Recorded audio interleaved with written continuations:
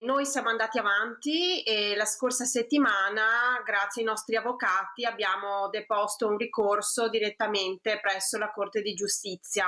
La battaglia per Translarna continua. Le 800 famiglie europee i cui figli sono affetti da distrofia muscolare di Duchenne, come promesso, hanno presentato ricorso alla Corte di Giustizia europea per chiedere che il farmaco che rallenta il progredire della malattia resti a disposizione. Dopo i 4 pareri negativi del CHMP, organo dell'Agenzia europea del farmaco, sui pazienti e i loro familiari si è abbattuta l'ennesima doccia fredda quando lo scorso 28 marzo la Commissione europea ha ratificato il parere di EMA. Per le famiglie è una lotta contro il tempo prima che le ultime scorte di medicinale finiscano. Stiamo andando avanti con le scorte, che non sono tante perché comunque all'ospedale ci danno scorte per un mese, quindi al momento io ho ancora a disposizione bustine fino circa al 20-22 maggio. All'orizzonte l'incubo di trovarsi senza Translarna. Rimanere adesso scoperti senza niente, perché ricordiamo che al momento noi non abbiamo alternative.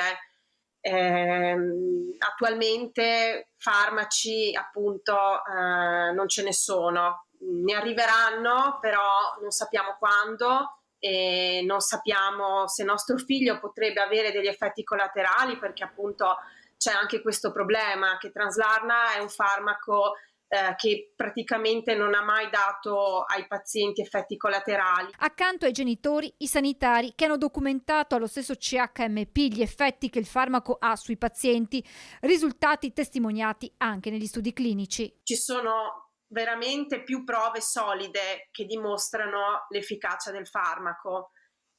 Quindi noi stiamo lottando come associazione proprio per cercare di anche far cambiare approccio all'Agenzia del Farmaco, cioè noi speriamo che questo possa diventare un precedente per far capire che questi criteri non vanno bene per questa malattia. Verso metà maggio dovrebbe arrivare un primo riscontro dalla Corte di Giustizia in risposta all'istanza degli avvocati e delle famiglie che hanno chiesto una sospensione della decisione del CHMP in attesa del verdetto definitivo. Il ricorso per intero potrebbe durare anche 18 mesi, quindi quello che per ora dovrebbe avvenire è appunto una sospensione, nel frattempo una sorta di stand-by che permetta intanto ai pazienti di riprendere con appunto il trattamento. Intanto le famiglie hanno avviato una raccolta fondi per far fronte alle spese legali per il ricorso alla Corte di Giustizia. L'obiettivo che ci siamo dati è quello dei 60.000 euro,